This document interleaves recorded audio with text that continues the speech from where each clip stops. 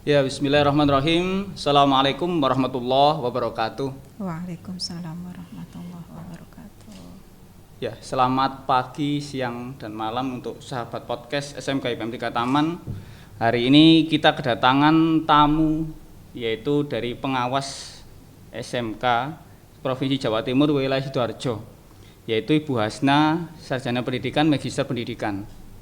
Ya.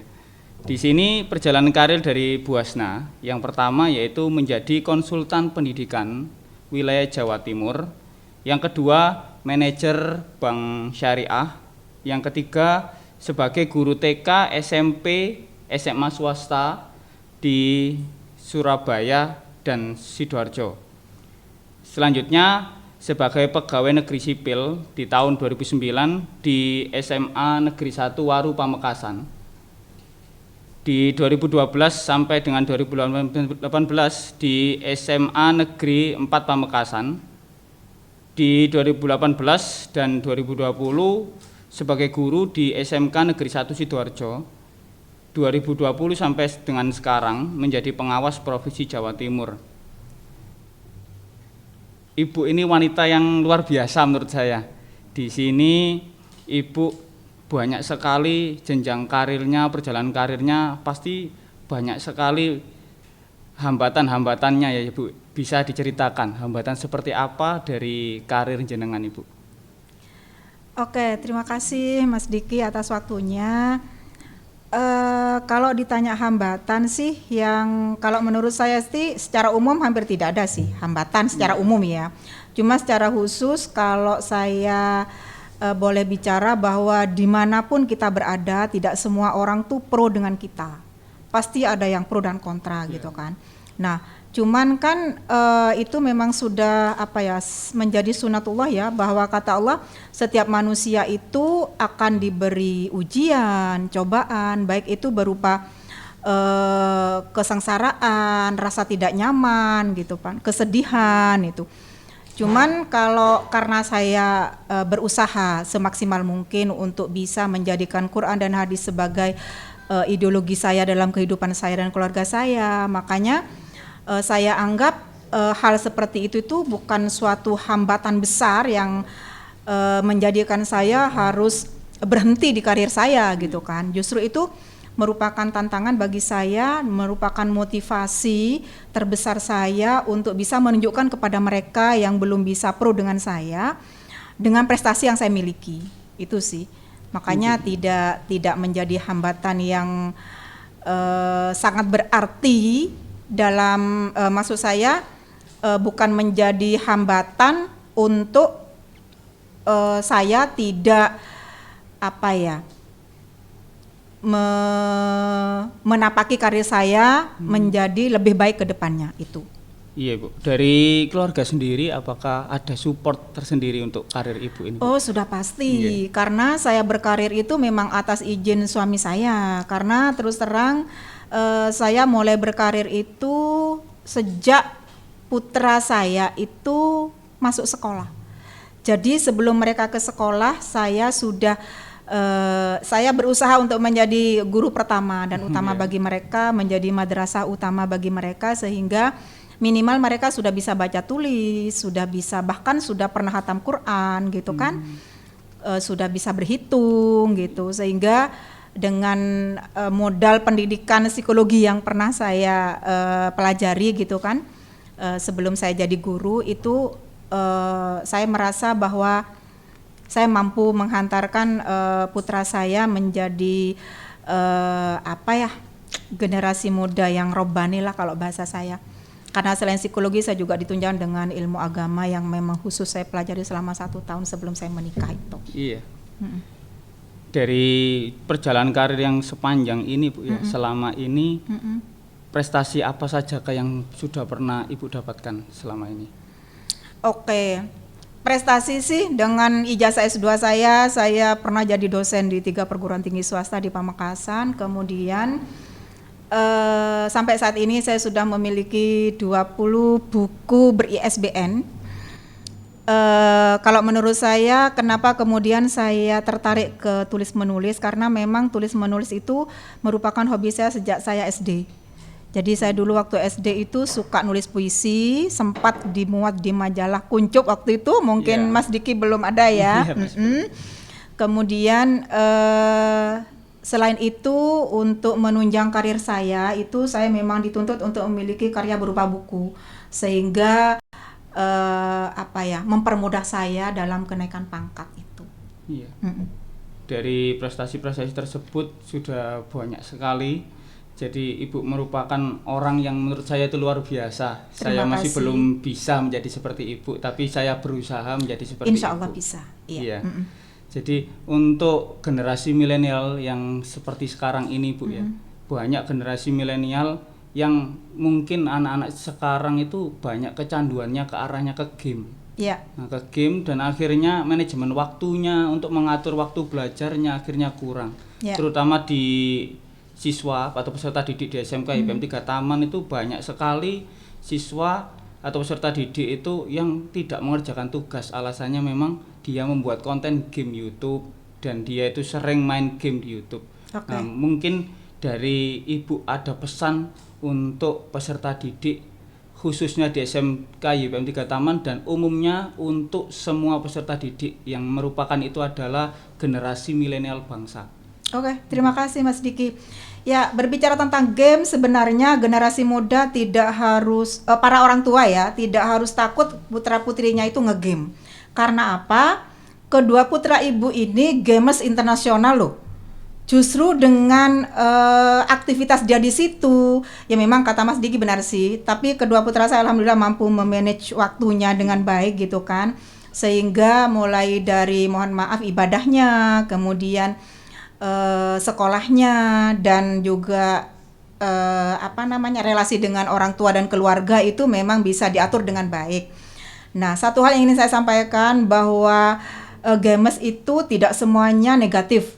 Ya, terus terang dengan dengan kedua putra satu menjadi gamers internasional, dia itu memiliki teman di beberapa negara sehingga memudahkan dia untuk bisa menyelesaikan tugas-tugas sekolah dan tugas-tugas kuliahnya. Bahkan komunikasi dia itu dengan ketika SMK dengan S1, S2, dosen S3 bahkan. Nah, dari situ dia bisa menimba ilmu banyak dari beliau-beliaunya.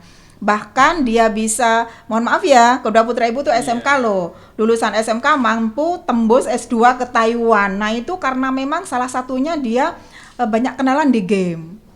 Sehingga kampus S1-nya dia karena memang mulai SMK dia cum laude, S1-nya cum laude, sehingga dia punya fasilitas full beasiswa ke Taiwan. Nah, ini informasinya mau S3 loh, tapi di Indonesia iya beasiswa juga. Nah, itu mohon maaf, game itu bisa menghasilkan uang, ya kan? Iya, Mas Diki mungkin tahu, Mas Diki mungkin pengalaman. Nah, putra Ibu mohon maaf loh, untuk modal nikah dari game loh. Iya, makanya ya. Jadi para orang tua jangan khawatir, putra-putrinya yang suka ngegame itu tidak semuanya negatif, tapi bisa menghasilkan juga dan bisa kenal banyak orang bahkan di dunia, gitu kan? Iya, dengan kemampuan ngegame asalkan dia itu menekuni dengan baik ya kan?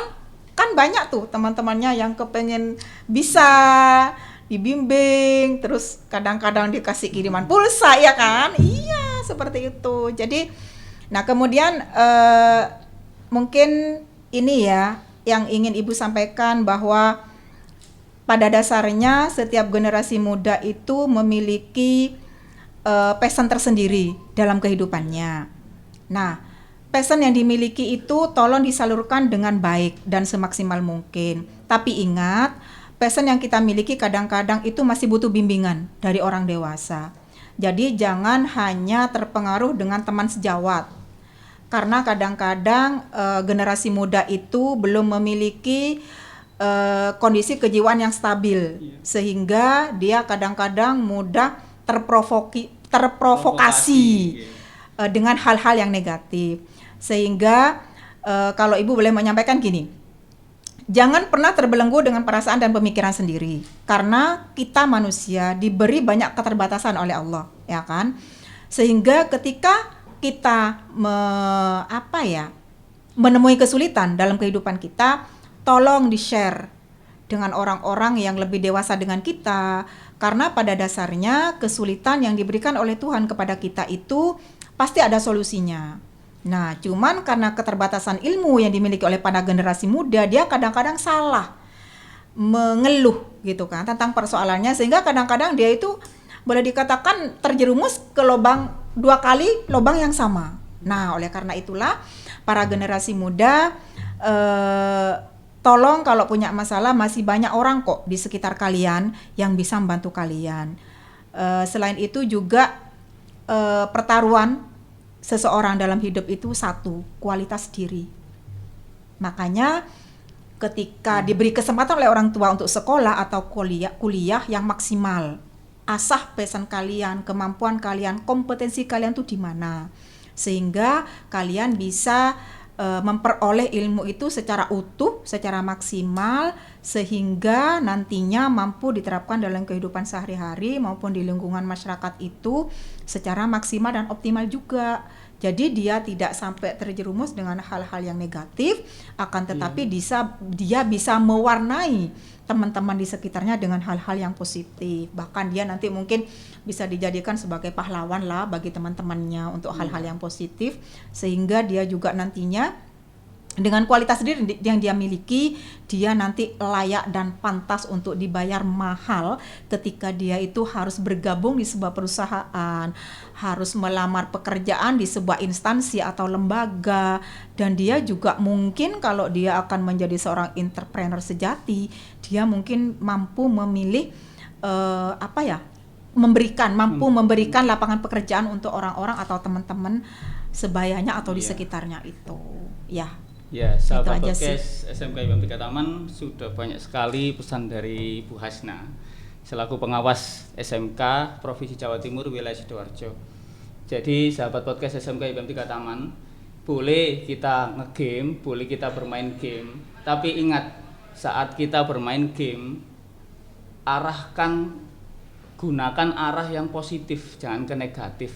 Jadi contohnya yaitu tadi untuk komunitas game, yang pertama kita bisa arahkan untuk mencari beasiswa, yang kedua kita bisa arahkan untuk mencari uang. Jadi langkah-langkah yang kita ambil sahabat podcast SMK IPM 3 Taman saat bermain game itu adalah langkah-langkah yang positif. Yang pertama. Yang kedua, jadi sahabat podcast SMK IPM 3 Taman, kita sebagai generasi muda bangsa seharusnya nanti ketika lulus sekolah itu kita bisa membuka lapangan pekerjaan baru ya Ibu ya. Betul. Lapangan pekerjaan baru, jadi kita bisa memasukkan teman-teman kita, mengajak teman-teman kita untuk ikut berusaha menjadi wirausaha muda. Seperti itu Ibu.